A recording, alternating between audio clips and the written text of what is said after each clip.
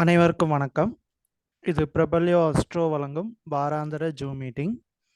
இன்றைய தலைப்பு 7ஆம் பாவகம், அதாவது கலத்தர பாவகம் எவ்வாறு இருக்க வேண்டும் அப்படின்னு சொல்லி இந்த வாரம் வந்து பார்க்க போகிறேங்க. ஸோ 7ஆம் பாவகம் அப்படின்னு பார்த்துட்டாலே கணவன் மனைவி குறிக்கும், உங்களுடைய வாடிக்கையாளர் குறிக்கும், உங்களுடைய கூட்டு தொழிலை குறிக்கும், ஸோ உங்களுடைய நண்பர்கள், ஸோ இது மாதிரி வந்து குறிக்கும். இது என்ன நிலைமையில் இருக்கணும் அப்படின்னு சொல்லி இந்த வாரம் வந்து பார்க்க போகிறேங்க. ஸோ 7ஆம் அதிபதி எப்படி இருக்கணும் அப்படின்னு சொல்லி இந்த வாரம் பார்க்க போகிறேங்க.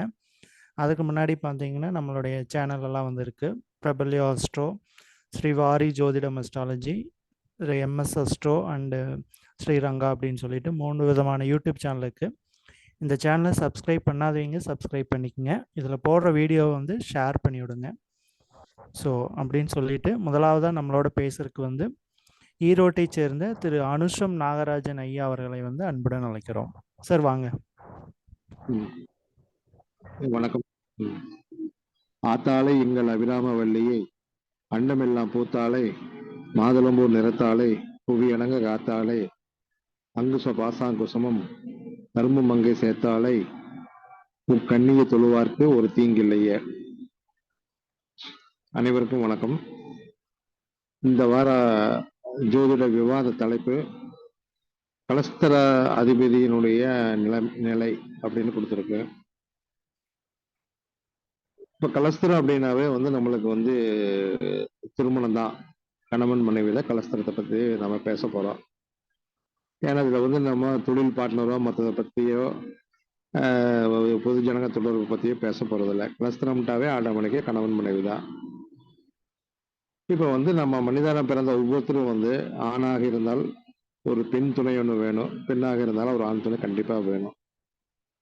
இதுதான் திருமண வாழ்க்கைக்கு ஒரு தீர்மானிக்கப்பட்ட ஒரு நிலை இது. இப்போ இதில் நம்ம பார்த்தோம்னாக்கா கலஸ்திரம் அப்படிங்கிறது பார்த்தோம்னாக்கா லக்னத்திலிருந்து 7வது வீடை தான் நம்ம கலஸ்திர ஸ்தானமாக நம்ம பேசுறோம். 7ஆம் வீடு. இப்ப காலபுருஷனுக்கு 7ஆம் வீடு, காலபுருஷனுக்கு மேசத்துக்கு 7ஆம் வீடு எடுத்துட்டா துலாம் அப்படின்னு எடுத்துக்கிறோம். துலா அதனுடைய வீட்டு அதிபதி யாருன்னு பார்த்தாக்கா நம்ம கலஸ்திரா காரகன் அப்படின்னாலும் சரி, கலஸ்திர ஸ்தானாதிபதினாலும் சுக்கரன் எடுத்துக்கிறோம்.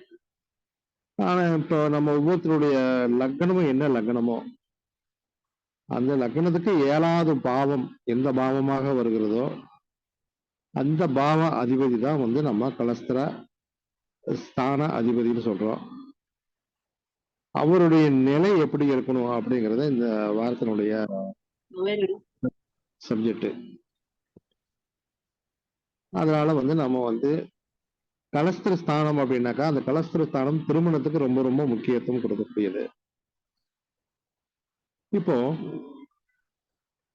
லக்னத்திலிருந்து 7ஆம் பாவம் எப்படி இருக்கணும் அப்படின்னு பார்த்தோம்னாக்கா, ஒண்ணு சுபகிரகங்களுடைய வீடாகவும் இருக்கலாம், அசுபகிரகங்களுடைய வீடாகவும் இருக்கலாம். அதுக்கு தகுந்த மாதிரி அவங்களுடைய வாழ்க்கை தன்மை நடக்க கண்டிப்பா அந்த மாதிரிதான் அதனுடைய ஃபாலோஸ் தான் போக போகுது. இப்போ 7ஆம் வீட்டு ஒவ்வொரு 1, 4, 7, 10 கேந்திரம், 1, 5, 9 திரிகோணம், இந்த மாதிரி அமைப்புல பார்த்தோம்னாக்கா 7ஆம் வீடு அது ஒரு கேந்திரமாக வரக்கூடியது. இப்போ 7ஆம் வீட்டு அதிபதி 7ஆம் வீட்டிலேயே ஆட்சி உச்சமாக இருந்து விட்டால் அவருடைய திருமண வாழ்க்கை சுபமாக இருக்கும், நல்லபடிக்கு ஸ்மூத்தா கொண்டு போயிடுவாங்க, ஒன்றும் பிரச்சனை இருக்காது. எல்லாத்துக்கும் ஒரு முக்கிய காரணம் லக்னாதிபதி நன்றாக இருக்க வேண்டும். லக்னாதிபதி நன்றாக இருந்தால் மட்டுமே மற்ற எந்த விதமான யோகங்களோ நன்மை கெடுதல் எல்லாமே நம்ம அனுபவிக்க முடியும். அதனால எப்பவுமே லக்னம் 6, 8, 12 மறையாம இருக்கிறது ரொம்ப விசேஷம். இப்ப கலஸ்திர ஸ்தானாதிபதி 7ஆம் வீட்டு அதிபதி லக்னத்துக்கு வந்துட்டாருன்னு வச்சுக்குவோம், கண்டிப்பா திருமண வாழ்க்கை அந்யோன்யமாக நன்றாகவே இருக்கும். 7ஆம் வீட்டு அதிபதி லக்னத்துக்கு வந்து விட்டாலோ, லக்னாதிபதி 7க்கு போய் விட்டாலோ கணவன் மனைவிக்குள்ள பரஸ்பர நல்ல ஒரு சூழ்நிலை கண்டிப்பா நிலவும். அடுத்தது பார்த்தோம்னாக்கா கலஸ்திர காரகன் அப்படிங்கறத வந்து சுக்கிரன் எடுக்கிறோம் நாம. இந்த சுக்கிரன் பார்த்தோம்னாக்கா கலஸ்திர ஸ்தானாதிபதி நல்லா இருந்தாலும் சுக்கிரனும் நல்ல நிலைமையில இருக்கணும். 6 8 12 மறையாம அந்த ஜாதகத்துல ஓரளவுக்கு வலுவாக இருக்கணும். அப்பதான் திருமண வாழ்க்கை பிரச்சனை இல்லாம நல்லபடியா போகும். இப்போது ஆண் ஜாதகத்துல லக்னத்திலேயே சுக்கிரன் இருந்து விட்டால் அவர் வந்து மனைவியை எந்த காலத்திலும் விட்டு கொடுக்க மாட்டார். சண்டை சச்சரவு வந்தால் கூட அனுசரிச்சு அவருடைய வாழ்க்கையை கொண்டு போயிடுவாரு. இதே பெண் ஜாதகத்துல லக்னத்திலேயே செவ்வாய் இருந்து விட்டால் எவ்வளவு சண்டை வந்தாலும் கணவனை விட்டு கொடுக்க மாட்டார். கணவனை விட்டு அந்த பெண்ணு பிரிஞ்சு போக மாட்டாங்க. இதுதான் வந்து கலஸ்திர ஸ்தானாதிபதியினுடைய ஒரு நல்ல நிலைமைங்கிறது. இப்ப இந்த 7ஆம் வீட்டு அதிபதி 6ஆம் வீட்டுக்கு போய்விட்டாலோ 8ஆம் வீட்டுக்கு போய்விட்டாலோ 12ஆம் வீட்டுக்கு போய்விட்டாலோ திருமண வாழ்க்கையில பல பிரச்சனைகள் சந்திக்க வேண்டியது இருக்கும். 7ஆம் வீட்டு அதிபதி 6ஆம் வீட்டுக்கு போயிட்டா கண்டிப்பாக வந்து சண்டை சச்சரவு, விவாகரத்து, கோர்ட்டு கேஸு இது எல்லாம் வந்து கண்டிப்பாக அவங்க சந்திப்பாங்க. அதே மாதிரி 6ஆம் வீட்டு அதிபதி 7க்கு வந்துட்டாலும் அதே மாதிரிதான். இப்ப 7ஆம் வீட்டு அதிபதி 8ஆம் வீட்டுக்கு போயிடுச்சுன்னு வச்சுக்கோங்க, கண்டிப்பாக அவங்க திருமண வாழ்க்கையில பல விதமான கண்டங்களை அனுபவிப்பார்கள், விபத்துகளை அனுபவிப்பார்கள். அதே மாதிரி நிறைய அவமானங்கள் சந்திப்பார்கள். கெட்ட பேர் நிறைய வாங்கிக்குவாங்க, கெட்ட பேர் நிறைய சந்திப்பாங்க. பொது ஜனங்க கிட்ட கெட்ட பேர் வாங்குறது இது எல்லாமே வந்து 7ஆம் வீட்டு அதிபதி 8ஆம் வீட்டுக்கு போறதுனால. அப்படி போனா பாத்தீங்கன்னாக்க இல்வாழ்க்கை இனிமையாக இருக்காது. 7ஆம் வீட்டு அதிபதி 8க்கு போயிட்டா இல்வாழ்க்கை இனிமை தராது. அதனால நம்ம பொதுவாகவே சொல்லிடலாம் 6லயோ 8லயோ இருக்கக்கூடாது. சப்போஸ் 7ஆம் வீட்டு அதிபதி 12க்கு போய்விட்டால் திருமணம் நடந்து முடிஞ்ச உடனே பார்த்தாக்கா அவங்களுக்குள்ள அந்த கருத்து ஒற்றுமைங்கிறது சுமூகமான ஒரு உறவு வர்றதுக்கு ரொம்ப நாளா பிடிக்கும். எடுத்த உடனே வந்து சுமூகமான உறவு கண்டிப்பாக இருக்காது. ஒரு சின்ன பிரச்சனைனா கூட வந்து இவங்க வந்து பிரிஞ்சு போகிறதுக்கு உண்டான எண்ணங்கள் தான் வந்து அவங்க மனசுல வந்து மேலோங்கி இருக்கும். உங்களுக்கு எப்பவுமே 12ஆம் வீட்டுல 7ஆம் வீட்டு அதிபதி போனாலே அந்த மாதிரிதான் இருக்கும். 12ஆம் வீட்டு அதிபதி 7க்கு வந்தாலும் அந்த மாதிரிதான் இருக்கும். இப்ப 7ஆம் வீட்டு அதிபதி 9ஆம் வீட்டுக்கு போயிட்டாருன்னு வச்சுக்கோங்க, திருமணத்திற்கு பிறகு கண்டிப்பாக அவங்களுடைய வாழ்க்கை மிகவும் சுபமாகவும் நல்ல முன்னேற்றமாகவும் கண்டிப்பாக ரொம்ப ரொம்ப நல்லா இருக்கும். திருமணத்தின் போது ஏழ்மையில் இருந்தாலும் கஷ்டத்துல இருந்தாலும் திருமணத்திற்கு பிறகு 7ஆம் வீட்டு அதிபதி 9 இருக்கக்கூடிய ஜாதகங்கள்ல வந்து திருமணம் செஞ்சுட்டாங்கன்னாவே நல்ல பண வசதி, பொருளாதார வசதி, குடும்ப சூழ்நிலைகள், உறவு முறைகள், மற்ற எல்லா குழந்தை விட்டு எல்லா விதத்திலையும் பார்த்தீங்கன்னாக்கா நல்ல ஒரு அந்யோன்யம் நல்ல சுபமான சூழ்நிலை கண்டிப்பாக உங்களுக்கு இருக்கும். இதே 7ஆம் வீட்டு அதிபதி 5ஆம் வீட்டுக்கு போயிருந்தாருன்னு வச்சுக்கோ, கிளஸ்தராதிபதி. இதே ஆண் ஜாதகத்துல 7ஆம் வீட்டு அதிபதி 5ல் இருந்தாருனாவே வந்து அவருக்கு காதல் எண்ணங்களும் இருக்கும்.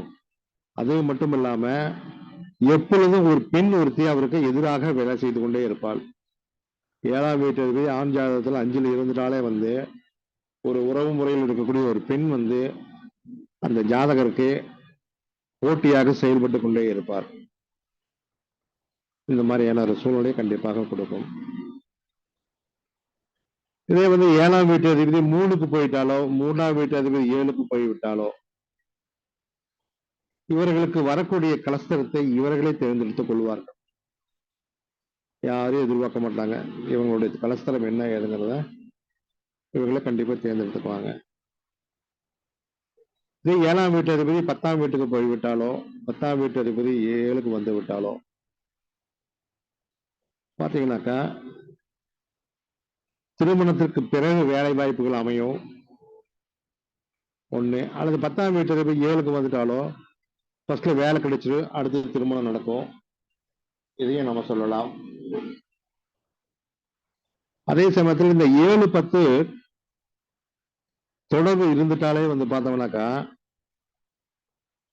திருமணத்திற்கு முன்னாடி, அதாவது திருமணம் முடிவானதுக்கு பிறகு பார்த்தோம்னாக்கா ஒண்ணு திருமணத்துக்கு முன்னாடி ஒரு 3 மாசத்துக்கோ, திருமணத்துக்கு பிறகு 3 மாசமோ 5 மாசத்துக்குள்ளேயோ அந்த வீட்டுல ஒரு கர்மம் நடக்கும். 10ஆம் வீட்டு அதிபதி 7க்கு வந்தவர்களாம் கண்டிப்பாக இது நடக்கும். அதே மாதிரி 7ஆம் வீட்டு அதிபதி 11ஆம் வீட்டுக்கு போறது அவ்வளவு விசேஷம் இல்லை. 11ஆம் வீட்டு அதிபதி 7க்கு வந்தாலும் அவ்வளவு விசேஷம் இருக்காது. ஏன்னா இருதார யோகத்தை கொடுத்துரும். இருதார யோகத்தை கொடுத்துரும், அல்லது மறைவான விஷயங்கள்ல வந்து அவங்களுக்கு உண்டான தொடர்புகள் கண்டிப்பாக இருக்கும். அதனால வந்து 7ஆம் வீட்டு அதிபதியினுடைய பலம் குறைஞ்சு 11ஆம் வீட்டு அதிபதி கொஞ்சம் பலமா இருந்துட்டாலே இரண்டு திருமணத்தை கண்டிப்பாக நடத்தி கொடுத்துருவார். இந்த மாதிரியான சூழ்நிலையில கண்டிப்பாக நடக்கும். அதே மாதிரி பார்த்தீங்கன்னா கிரக சேர்க்கைகள் வந்து இதுக்கு நிறைய சொல்லிட்டே போகலாம். ஏகப்பட்ட நிறைய கிரக சேர்க்கைகள் இருக்குது. நம்ம நிறைய மீட்டிங்ல அதை பத்தி நிறைய பேசிட்டோம். ஆனா இனி திரும்ப திரும்ப அதையே பேச வேண்டியது இருக்கும். அதனால வந்து கிரக சேர்க்கைகள் வந்து நம்மளுக்கு செவ்வாய் சுக்கிரன் கிரக சேர்க்கை, அது ஒரு விதமான அந்யோன்யத்தை குறிக்கக்கூடியது. சந்திரன் சுக்கிரன் கிரக சேர்க்கை, சந்திரன் சுக்கிரனுங்கிறது பார்த்தீங்கன்னாக்கா அதீதமான ஒரு தொடர்பை கொடுக்கக்கூடியது. ஒரு சிலருக்கு வந்து ஒழுக்கக்கேடை கொடுக்கும், கண்டிப்பாக கொடுக்குறோம். அதனால வந்து நம்ம கலஸ்தரஸ்தானாதி 7ஆம் வீட்டு அதிபதி எங்க இருக்காரோ எப்படி இருக்காரோ மறையாம இருக்கிறது ரொம்ப ரொம்ப விசேஷம். அதே மாதிரி வந்து பாவ கிரகங்களோடு சேராம இருக்கிறது ரொம்ப ரொம்ப விசேஷம்.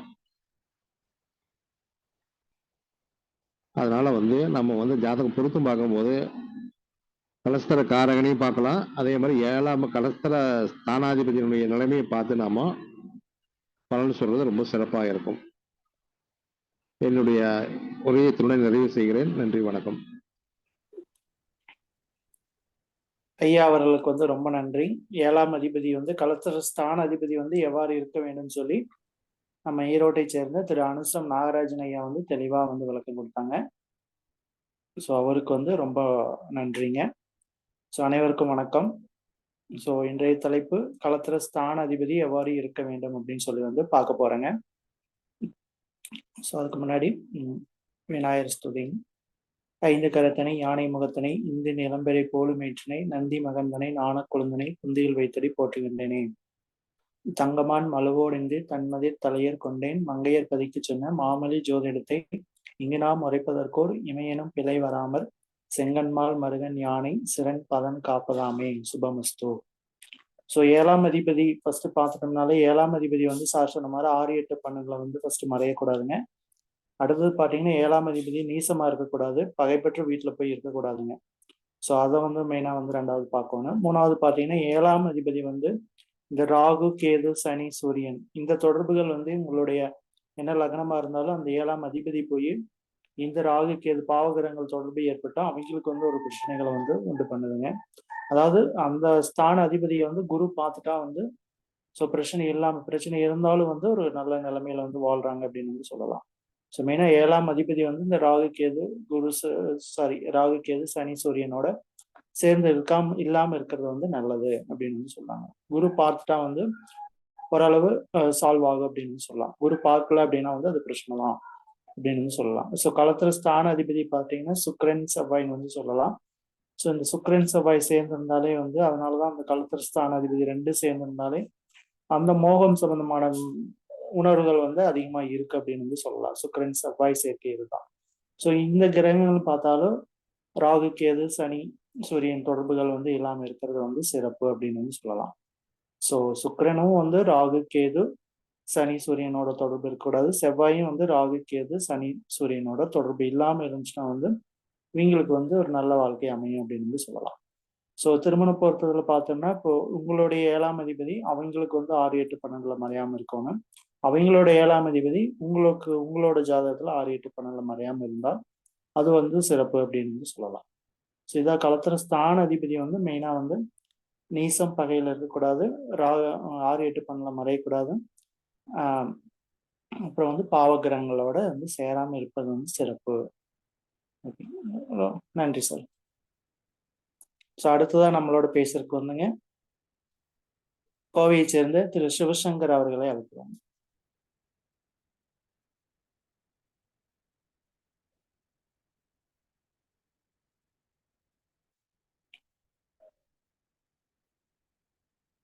சார் வாங்க.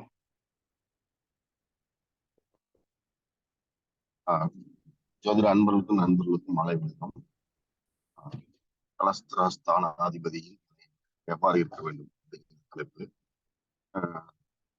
முன்னாடி பேசின அண்ணன் நாகராஜன், சதீஷ் எல்லாமே எல்லா பாயிண்ட்டுமே சொல்லியிருக்காங்க. நான் ஒரு 5 பாயிண்ட் மட்டும் இங்க பதிவு பண்ண விரும்புறேன். சதீஷ், ஆடியோ கரெக்டா இருக்கா?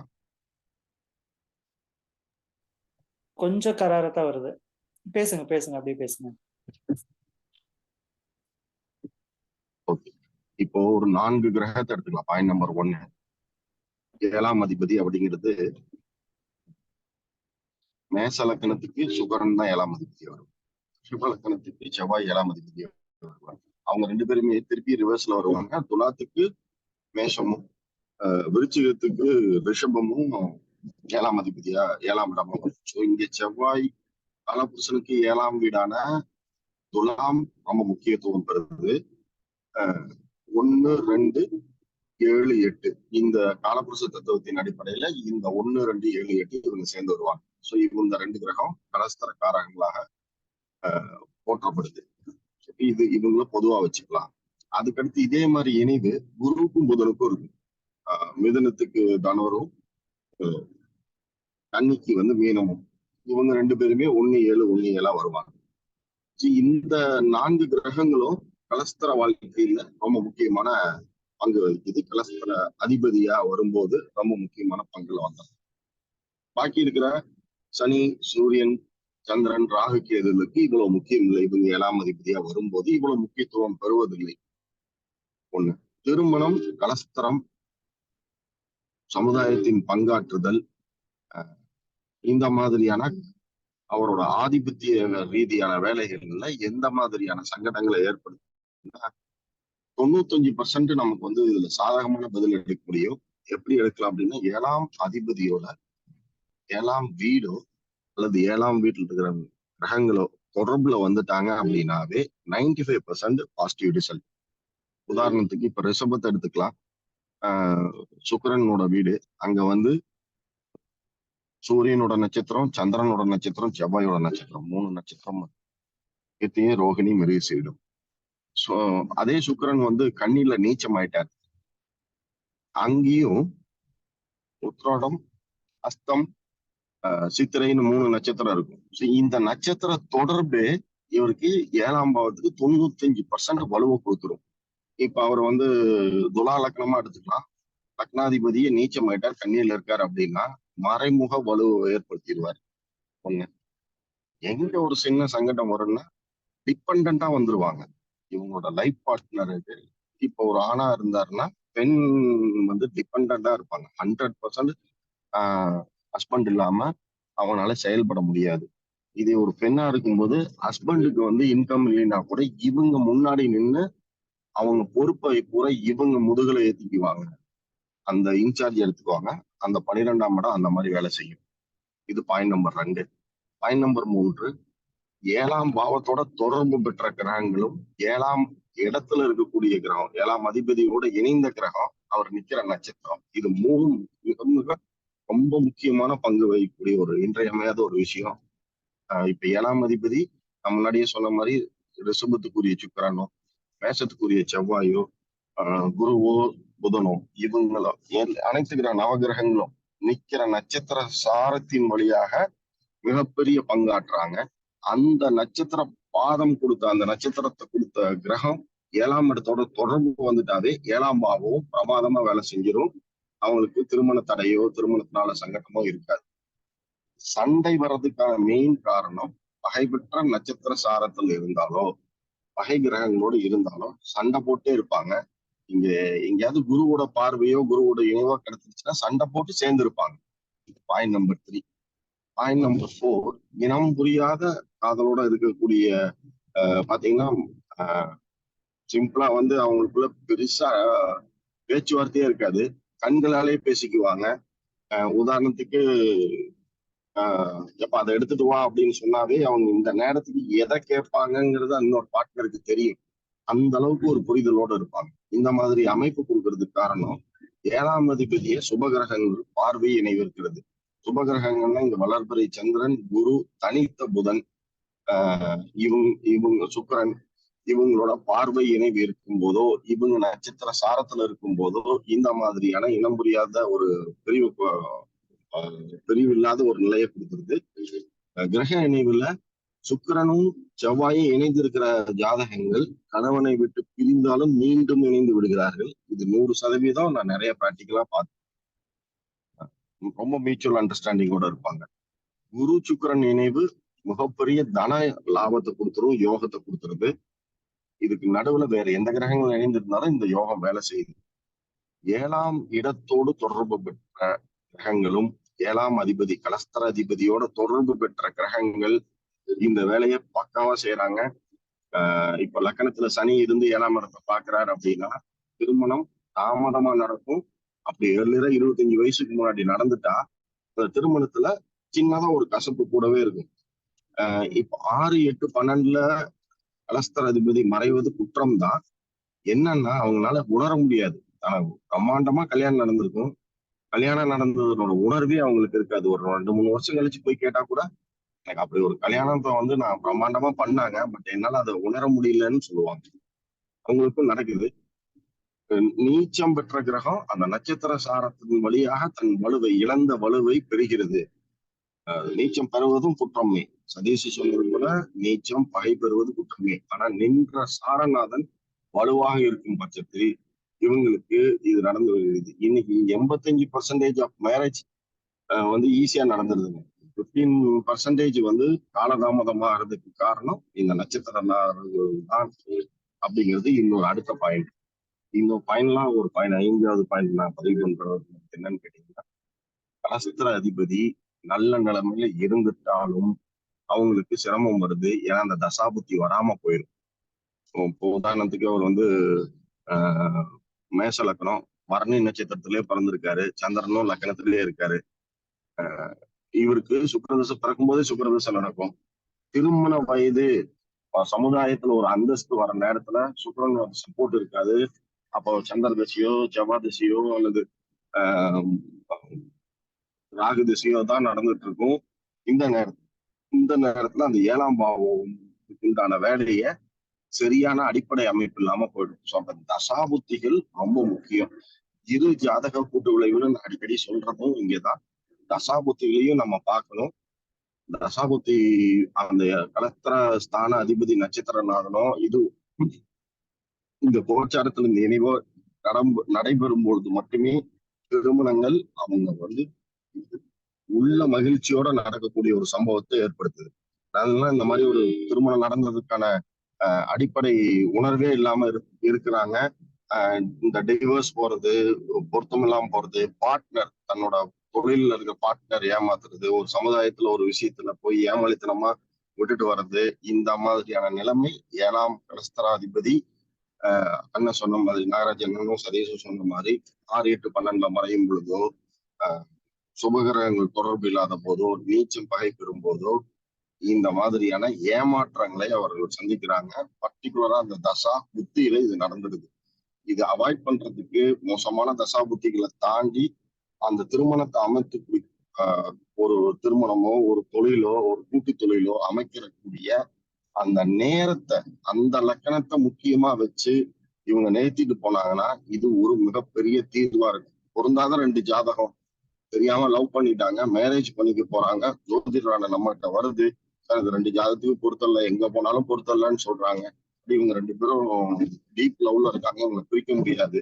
இதுக்கு என்ன ரெமெடின்னு கேட்டாங்கன்னா திருமண நாள்ல குடிக்கக்கூடிய அந்த லக்கணம் இருக்கு இல்லையா, அதுக்கு பேர் லக்கண பத்திரிகைன்னே நம்ம சொல்றோம். நம்ம வழக்கத்துல இருக்கிறதுக்கு பேர் அந்த திருமண முகூர்த்தத்துக்கு லக்கண பத்திரிகைன்னா அந்த பத்திரிகைக்கு பேரே இருக்கு. அந்த லக்கணம் ரொம்ப ரொம்ப ரொம்ப ரொம்ப இன்றியமையாத ஒரு விஷயம்.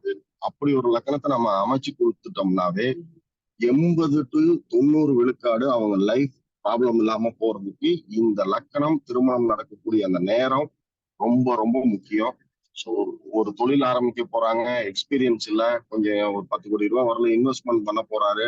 பார்ட்னரை எப்படி நம்புறது அப்படின்னா, பார்ட்னர் ஏமாத்தக்கூடிய ஆளா இருந்தாலும் இவங்க சைன் பண்ற நேரம், அந்த கம்பெனி ஆரம்பிக்கிற நேரம், அந்த லக்கணத்தை சரியா அமைச்சு கொடுக்கும்போது அந்த ஏமாற்றத்துல இருந்து இவங்க விடுபடுறதுக்கு 99.99% வாய்ப்புகள் உள்ளது. இது ரெமெடியா எடுத்துக்கங்க, இது சொல்யூஷனா எடுத்துக்கங்க, இது பரிகாரமாவும் நம்ம சொல்லலாம். இந்த மாதிரியான விஷயம்.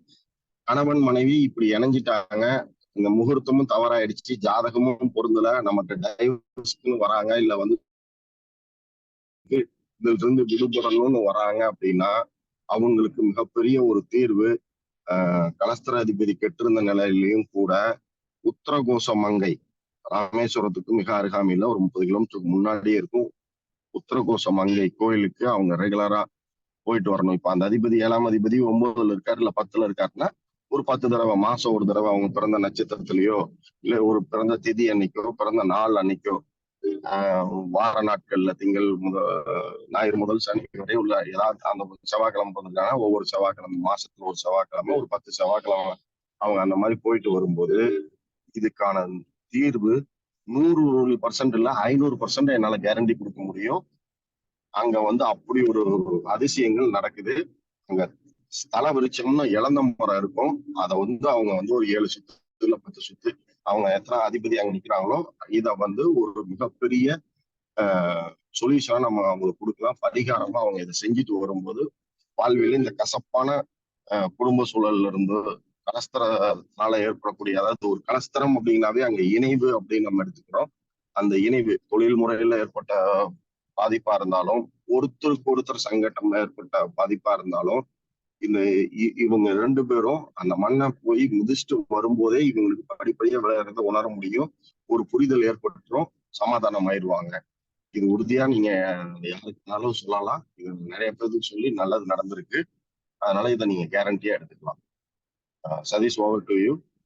வாய்ப்பு கொடுத்ததுக்கு நன்றி.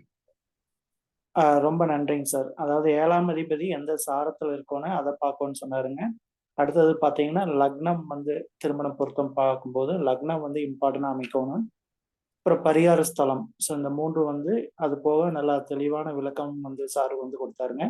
அவருக்கு வந்து ரொம்ப நன்றிங்க.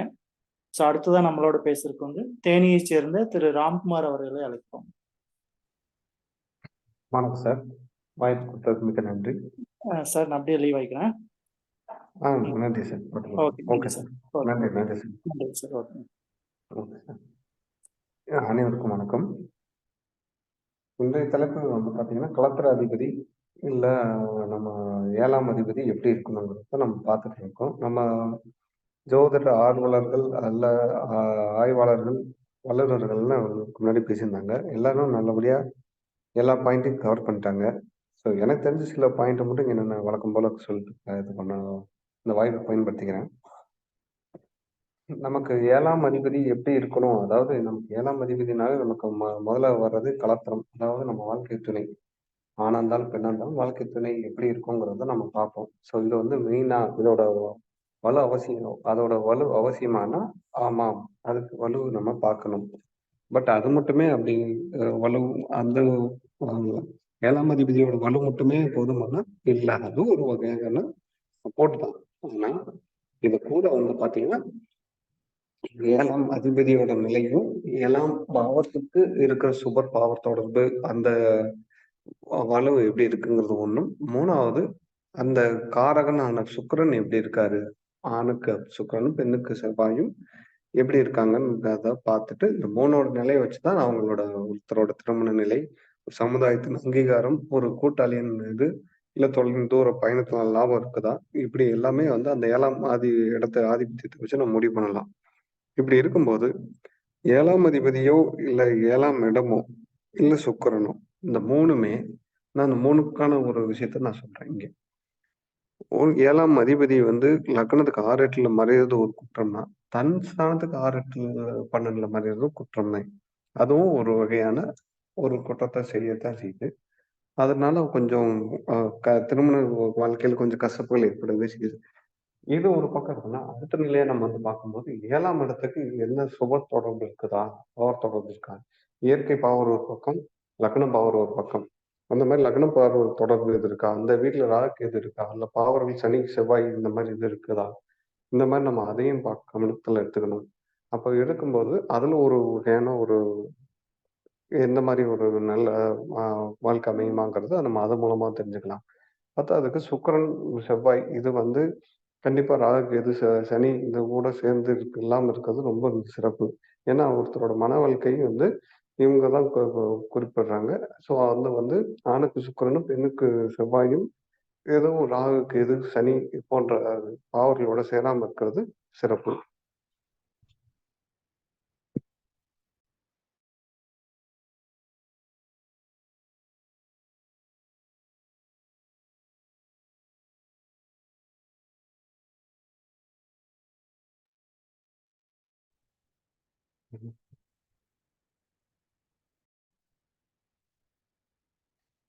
அது மாரி நமக்கு வந்து 7ஆம் அதிபதியும், 7ஆம் இடமும், பாவகமும், அதுக்கான காரக கிரகங்களும் எதுவும் ஆ பாதிக்கப்படாம இருக்கிறது ரொம்ப சிறப்பு.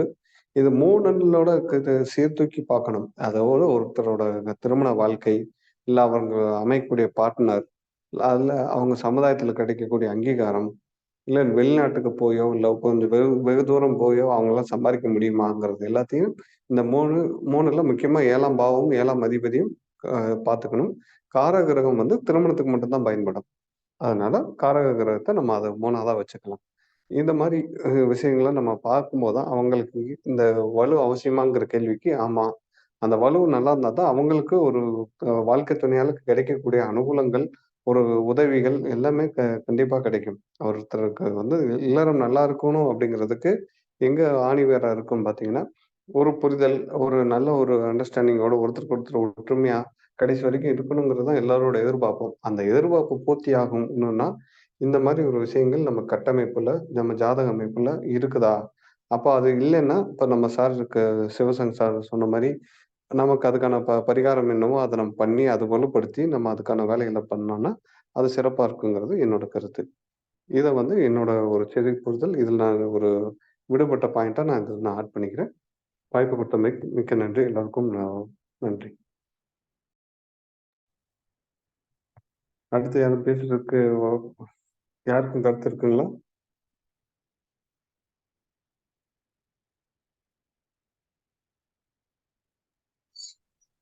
சார் வணக்கம் சார்.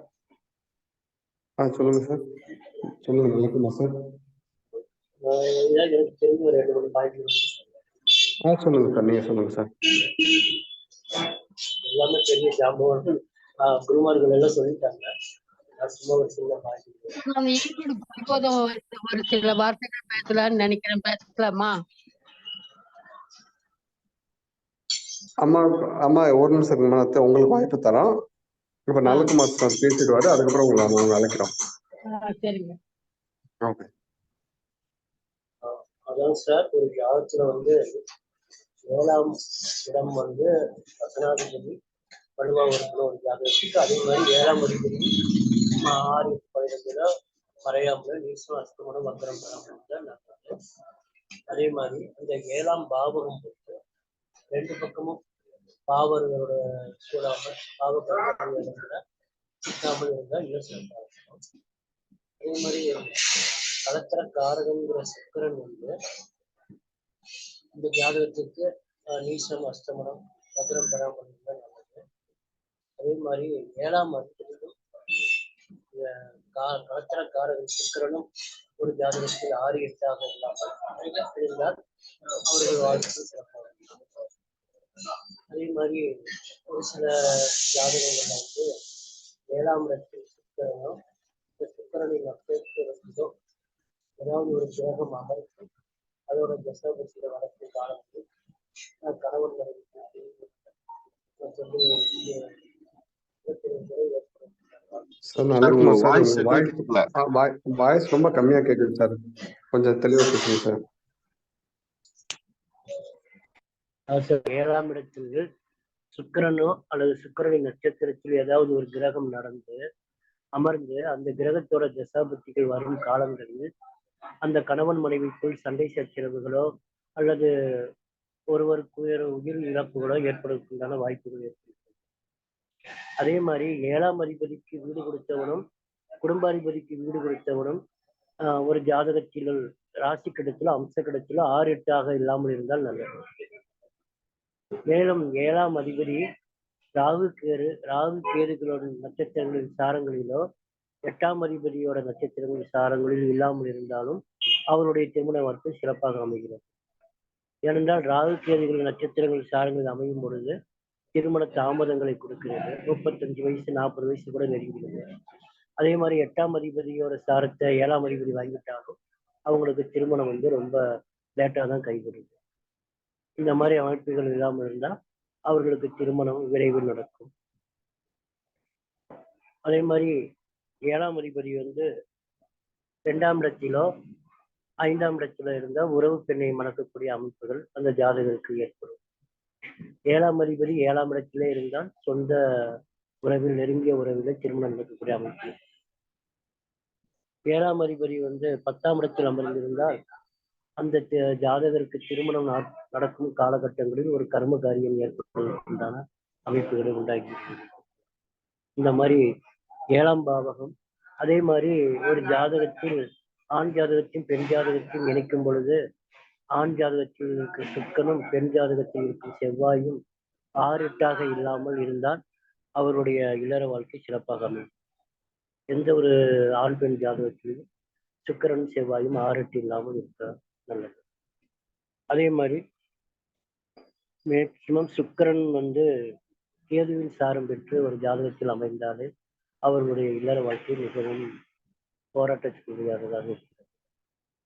ஒரு ஜாதகத்தில் செவ்வாய்க்கும் சுக்கிரனுக்கும் இடையில் கேது இருப்பார்.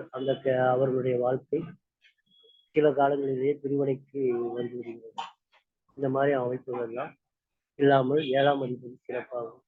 நவாம்சத்திலும் 7ஆம் அதிபதி பாவருடைய வீடில் இல்லாமல் சிபர்களுடைய வீடில் அமர்ந்திருந்தால் அவருடைய வாழ்க்கை திருமண வாழ்க்கை சிறப்பாக அமைகிறது என்று சொல்ல வருகிறது. மிக்க நன்றி ஐயா, வாய்ப்பு கொடுத்த அனைவருக்கும் நன்றி.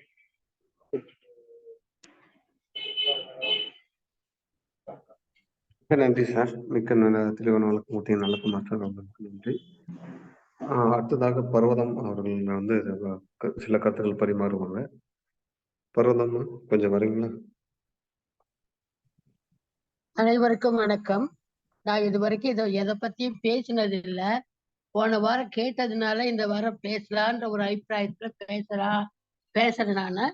ஏதாவது தப்பு இருந்தாலும் குறை இருந்தாலும் என்னை மன்னிச்சுக்குங்க. 7ஆம் இடத்தை பத்தியும் அதுக்குரிய காரக கிரகமான சுக்கிரன், ஆணுக்கு சுக்கிரன் பெண்ணுக்கு செவ்வாயை பத்தியும் நிறைய பேசலாம்.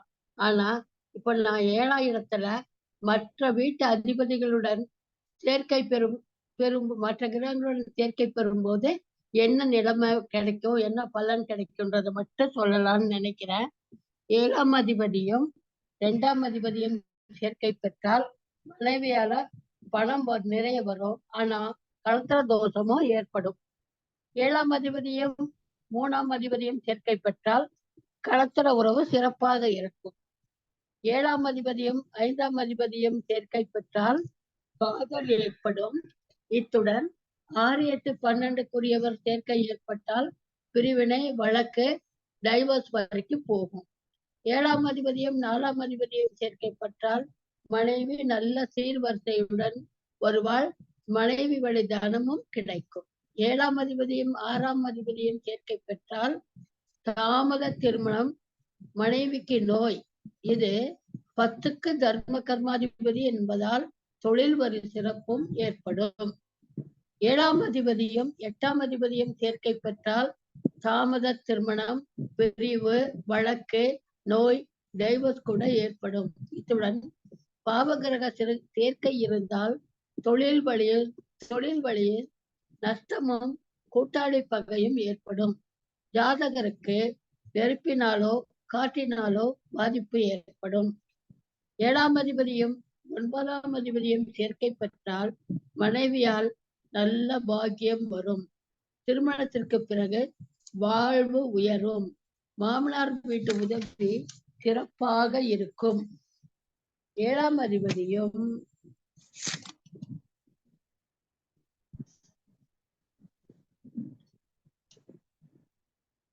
10ஆம் அதிபதியும் சேர்க்கை பெற்றால் வேலை பார்க்கும் மனைவியோ அல்லது மனைவிக்கு வேலை பார்க்கும் கணவனோ வருமானம் உள்ள மனைவியோ அமையும்.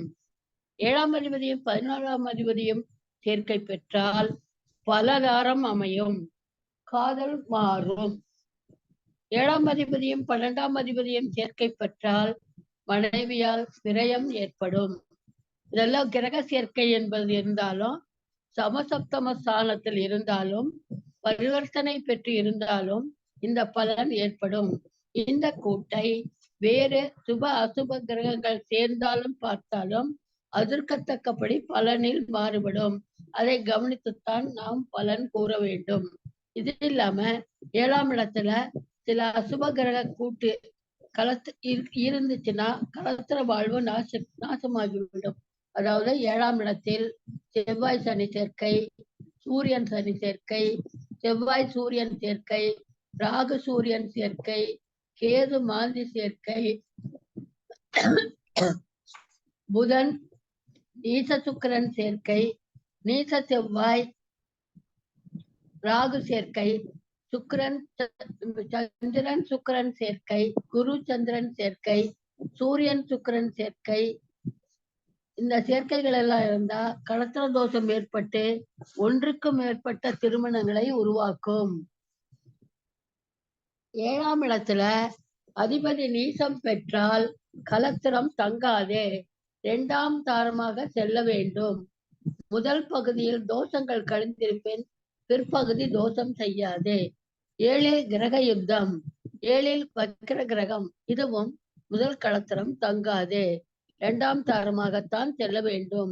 7இல் தனித்த சூரியன் இருந்தால் திருமணம் என்பது குதிரை கொம்புதான், மனைவி தங்க மாட்டாள். இது போன்ற கிரக நிலைகள் திருமண வாழ்க்கையை கடுமையாக பாதிக்கும். இதை பற்றிய முழுக்கமா எனக்கு தெரிந்த ஒரு சிலதை சொல்லிட்ட. திருமண வாழ்வு சிறப்பாக இருப்பதற்கு 7ஆம் இடம், 7ஆம் இட அதிபதி நன்னிலையில இருக்கணும். 7ஆம் ஆதிபத்தியம் சிறப்பாக இருக்கணும். இப்படி இருந்தா 50% திருமண வாழ்வு சிறப்பாக அமைஞ்சிடும். மீதி 50% கலத்திரக்காரகன் சுக்கிரனையும் செவ்வாயையும் பொறுத்துதான் அமையும். எனக்கு தெரிஞ்சதை சொல்லிட்ட, தப்பு இருந்தா மன்னிச்சுக்கோங்க. மிக்க நன்றி பர்வதம்மா. ரொம்ப தெளிவான விளக்கம் கொடுத்தீங்க. எல்லாமே ஒரு பாயிண்டா எடுத்து தெளிவாக அடுக்கி வச்சிருக்கீங்க. எல்லாருக்கும் பயனுள்ளதா இருக்கும்னு நம்புறோம். முதல்ல பேசினாலும் தெளிவா பேசியிருக்கீங்க. மிக்க நன்றி. இதே போல அடுத்தடுத்த பதிவுலையும் வந்து உங்களோட கருத்து பதிவு வைக்கணும்னு நாங்க வேண்டிக்கிறோம். மிக்க நன்றி. வேற யாருக்கும் கருத்து பதிவு வைக்கணும், பதிவு வைக்கணும்னு யாருக்கு வாய்ப்பு இருக்குன்னு சொல்லுங்க.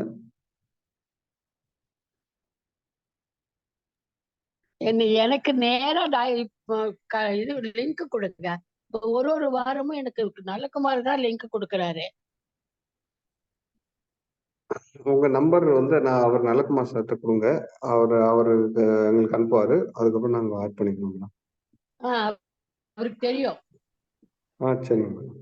அவர் தான் எனக்கு லிங்க் அனுப்புறாரு. அதுதான் மேடம். நீங்க நலக்குமார் சார், நீங்க வந்து அந்த இதை மட்டும் நம்பர் மட்டும் எங்களுக்கு குரூப்ல போடுங்க, நம்ம ஆட் பண்ணிடலாம்.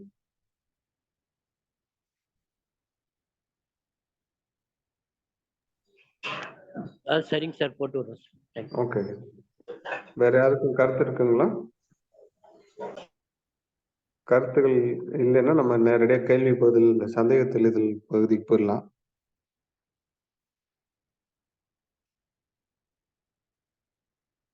பாலு சார், உங்களுக்கு சந்தேகம் இருக்குல்ல சார்? நீங்க வாங்க சார். வணக்கம், அனைவருக்கும் வணக்கம் சார். நம்ம வந்து பாத்தீங்கன்னா சிவசங்கர் சார் கிட்ட தான் என்னோட கேள்வி. சார் லைன்ல இருக்கீங்களா சிவசங்கர் சார்? சொல்லுங்க சார். அது முதல்ல ரெக்கார்டிங் போடலையா, அதனால இந்த சார், திருவாதிரை பேசுங்க. நட்சத்திரத்துல உத்தரகோச மங்கையில வந்து பாத்தீங்கன்னா வணங்குறது நல்லது. நான் ஒரு டைவர்ஸ் கேஸ வந்து 3 மாசம் தொடர்ச்சியா போக சொன்னேன். 3 மாசம் ஹலோ, சொல்லுங்க சொல்லுங்க. 3 மாசம் டைவர்ஸ் கேஸ் அவங்க தொடர்ச்சியா திருவாதிரை நட்சத்திரத்துல போய் வணங்கிட்டு வந்ததுக்கு அப்புறம் அவங்க டைவர்ஸே வேணாம்னு சொல்லி ஒன்னாயிட்டாங்க. இது வந்து என்னோட அனுபவத்துல நடந்ததுங்க. Very good very good. பேசுங்க பாலு. ஹலோ. இப்போ வந்து குரு செவ்வாயும் பிளஸ் வந்து பாத்தீங்கன்னா 2 திருமணம் 3 திருமணத்துக்கு என்ன கிரக சேர்க்கைன்னு தான் என்னோட கேள்வி உங்ககிட்ட. மீண்டும் ஒரு தடவை கேள்வி கேளுங்க. நடுவுல உங்க வாய்ஸ் கட் ஆயிடுச்சு. சார் அவ்வளவுதான் என்னோட கேள்வி, நீங்க சொல்லுங்க சார். பாலு, நான் பேசுறது கேக்குதா உங்களுக்கு? ராம் கேக்குதா? நல்லா கேக்குது சார். அவருக்கு தான் அவர் பேசுறதுல நெட்வொர்க் பிரச்சனை நினைக்கிறேன். ஆமா. பாலு சார். ஹலோ, அந்த கேள்வி திருப்பி கேளுங்க பாலு. பாலு சார்.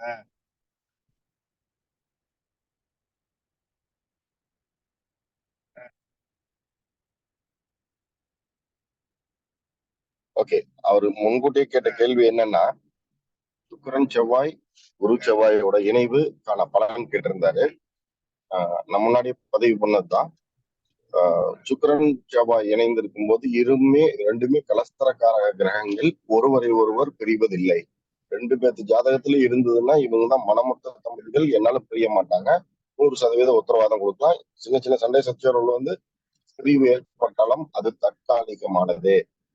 குரு செவ்வாய் சேர்க்கை ஏற்படும் போது அது எந்த பாவத்துல சேர்க்கை ஏற்பட்டாலும் 80% 80% நன்மையும் 20% தீமையும் அங்க ஏற்படும்.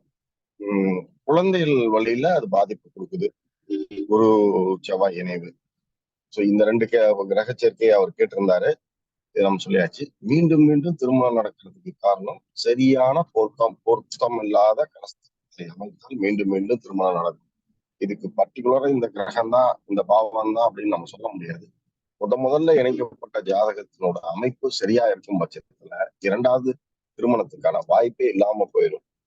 அதனால திருமண பொருத்தம் பார்த்து அமைக்கும் போது இந்த கலஸ்திரம் நீடிக்குமா அப்படிங்கிற ஸ்திரத்தன்மையோட இதை அமைச்சு கொடுத்துட்டோம்னா மீண்டும் மீண்டும் அவருக்கு திருமண வாய்ப்பு போகாது. அப்படி இருந்தும் ஒருத்தர் ஜாதகத்துல மீண்டும் மீண்டும் திருமணம் நடக்குது அப்படின்னா அங்க வந்து கலஸ்திர தோஷம், கலஸ்திர நாஸ்தம் அந்த மாதிரியான இருக்கும்.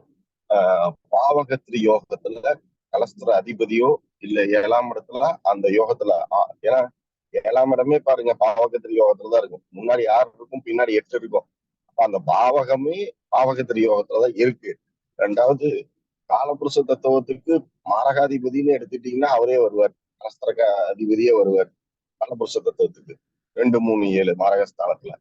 அந்த மாரகங்கள் இருந்துகிட்டே தான் இருக்கும். அதனோட சதவீதமும் அது படிக்கிறதுக்கும் நான் இறை வழிபாடு, ஆன்மீகங்கள், இது எல்லாமே நம்ம வாழ்வியல் முறையில இருக்கு. நான் முதல்லயே ஒரு காணொலியில சம்பந்தமா பதிவு பண்ணியிருக்கேன். நம்ம மெட்டி போடுறது, தாலி கட்டுறது, ஆண்களுக்கு காப்பு கட்டுறது, தாலி பிடிச்சு கோர்க்கிறது, இந்த சம்பிரதாயங்களை சரியாக நம்மளோட வாழ்வியல் முறையில கலாச்சாரத்தோட ஒன்றியுள்ள இந்த சம்பிரதாயத்தை சரியா வந்து செய்துட்டு அந்த முறையை கடைபிடிக்கும் போது இவங்களுக்கு இந்த கலஸ்திர தோஷம், கலஸ்திர நாசம் அப்படிங்கிற பாதவத்துல இருந்து அவங்க படிப்படியா விடுபடுறாங்க. இப்போ ஒரு கலஸ்திர தோஷம் இருக்கு, கலஸ்திர நாசம் இருக்கு, விரயமா போகுது, விரயமா போகுதுன்னா ஒரு மாங்கல்ய பூஜையை ரெகுலரா பண்ணிட்டு இருக்கிற பட்சத்துல அது வர்றது இல்லை. நம்ம பாக்குறேன் ஒரு கணவர் பாதிக்கப்பட்டிருப்பாருன்னு நம்ம நினைச்சிட்டு சொன்னோம்னா அங்க அவங்கள கேட்டோம்னா இல்லைங்க, வருஷம் வருஷம் நாங்க வந்து மாங்கல்ய நோம்பியே தெளிவா கும்பிடுறோம், திருவாதிரை நோன்பு கும்பிடுறோம் அப்படிங்கிறத தெளிவா சொல்லுவாங்க.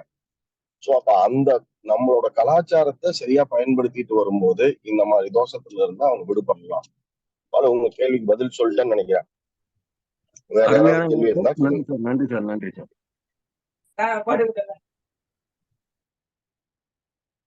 வேற யாருக்கும் கேள்வி இருந்தா கேட்கலாம். நாகராஜன் சாரும் பதில் சொல்லுவாங்க.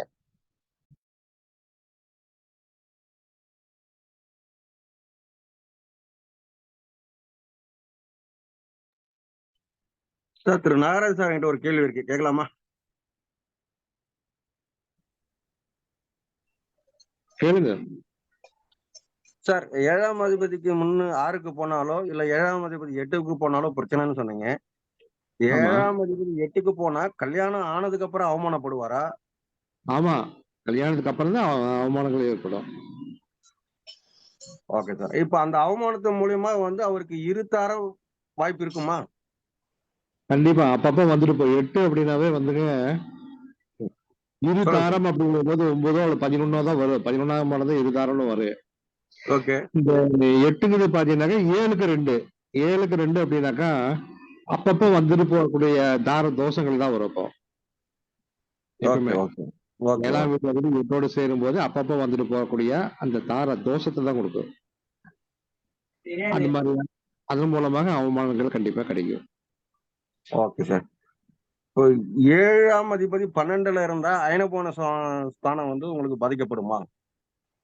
ஆக, 7ஆம் அதிபதி 12க்கு போயிட்டாலே வந்து ம். அவன் திருமணம் ஆன உடனே பாத்தீங்கன்னாக்கா அதிகப்படியாக அவங்களுடைய எண்ணங்கள் வந்து ஒரு சின்ன பிரச்சனைனா கூட பிரிஞ்சு போலாம், டைவர்ஸ் அப்படிங்கிற மாதிரி எண்ணங்கள் அதிகமா கொடுக்குது. அந்த காலத்துல நீங்க சொன்ன மாதிரி ஐன சயனத்துல வந்து ஒண்ணு சேர்ந்துடுறாங்க, பிரச்சனை இல்லாம இருந்தது. ஆனா இப்ப பாத்தீங்கன்னாக்கா பெரும்பாலும் வந்து 7-12க்கு போயிட்டாலே வந்து விவாகரத்து, கோர்ட்டு கேஸ், பஞ்சாயத்து இந்த மாதிரி தான் முடியுது. Okay sir. இப்ப என்னோட கேள்வி பொதுவான கேள்வி. அந்த காலத்துல வந்து ஜோதிடர் கம்மி, பிரிவினை கம்மி. ஆனா இந்த காலத்துல ஜோதிடர் அதிகம், ஆனா டைவர்ஸ் கேஸும் அதிகம். அதுக்கு என்ன சொல்ல வரீங்க நீங்க? உண்மைதான். எல்லாமே வந்துங்க அந்த காலத்துல வந்து எல்லாம் சொந்தத்துக்குள்ளேயே வந்து எல்லாம் மேரேஜ் கொடுக்கல் வாங்கல்லாம் இருந்தது. அதனால வந்து சொந்தத்துக்கு கட்டுப்பட்டு எல்லாருமே வந்து சின்ன சின்ன பிரச்சனைகள் இருந்தாலுமே வந்து அனுசரிச்சுட்டு போயிட்டாங்க. ஆனா சரி. இன்னைக்கெல்லாம் அப்படி இல்லை. எல்லாம் படிச்சு எல்லாரும் சம்பாதிக்கிறாங்க. அப்புறம் ஒரு சின்ன பிரச்சனையை கூட வந்து ஈகோ பாக்குறாங்க. எதுக்காக நாம அவங்களுக்கு அனுசரிச்சு போகணும் அப்படிங்கிறதுனால வந்து பாத்தீங்கன்னாக்கா உங்களுக்கு டைவர்ஸ் கேஸுங்கிறது அதிகமா வருது. இந்த காலத்துல அதிகமா வருது. நீங்க நீங்க மேட்ரிமோனி இதுல எல்லாம் பாத்தீங்கன்னாக்கா அதிகமா வந்து ஃப்ரெஷ் இதை விட வந்து செகண்ட் மேரேஜ், 3வது மேரேஜ் இதுதான் அதிகமா இருக்குது. காரணம் எல்லாமே பாத்தீங்கன்னாக்கா எல்லாம் சம்பாதிக்கக்கூடிய பெண்கள் தான் வந்து இந்த மாதிரியான இதுக்கு தான் போதே தவிர படிக்காத பெண்களோ வேலைக்கு போகாத பெண்களோ அதிகமா வந்து இந்த மாதிரி டைவர்ஸ்ல இருக்கிறது ரொம்ப ரொம்ப கம்மி. அது ஒரு 1% கூட இருக்காது. அதான் படிச்சு சம்பாதிக்கிற பெண்ணுக்கு தான் வந்து டைவர்ஸ் கேஸ்லயே இருக்கும். Okay sir. Okay sir. நல்லது சார். நன்றி சார். ராம் சார், அவ்வளவுதான் என்னோட கேள்வி. Thank you sir. மிக்க நன்றி சார். கேள்வி கேட்டு எல்லாரும் சந்தேகத்தையும் தீர்த்து வச்சிங்க. இப்போ வேற யாருக்கும் கேள்வி இருந்தால் கேட்கலாம். நம்ம நிறைவு பகுதி நெருங்கிட்டோம்.